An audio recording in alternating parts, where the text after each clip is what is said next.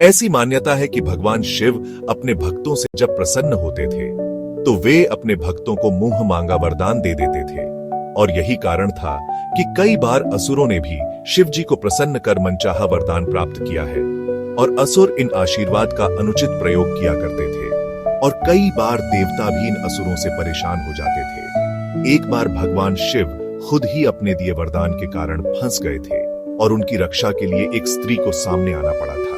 पौराणिक कथाओं के अनुसार एक बार भगवान शिव को प्रसन्न करने के लिए एक राक्षस भस्मासुर ने तपस्या की और शिव जी उसकी भक्ति से प्रसन्न हो गए। भगवान शिव ने अपनी प्रसन्नता जाहिर कर भस्मासुर से मनचाहा वरदान मांगने को कहा और भस्मासुर ने शंकर जी से कहा कि उसे ऐसा वरदान मिले कि वह जिस पर हाथ रखे वह भस्म हो जाए। शिव हमेशा अपने वचन के प्रति सच्चे रहते हुए शिव ने वरदान दे दिया। इसके बाद वरदान पाकर भस्मासुर बहुत प्रसन्न हुआ और वहां से निकल ही रहा था कि रास्ते में माता पार्वती उसे नजर आ गईं।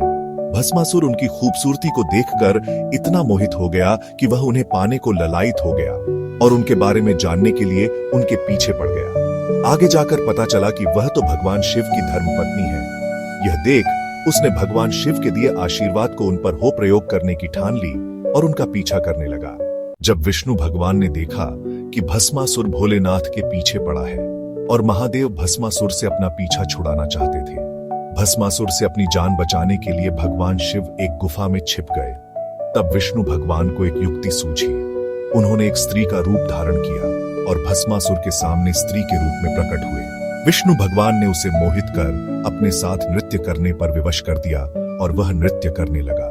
विष्णु भगवान ने भस्मासुर के साथ नृत्य करते हुए उसका हाथ उसके ही सिर पर रखवा दिया और उसका हाथ सिर पर रखते ही वह भस्म हो गया। इस तरह भगवान विष्णु ने शिव शंकर को उनके ही दिए गए वरदान बचाया। तभी से यह कथा प्रचलित है कि भगवान विष्णु ने स्त्री रूप धारण कर उनके प्राणों की रक्षा की थी।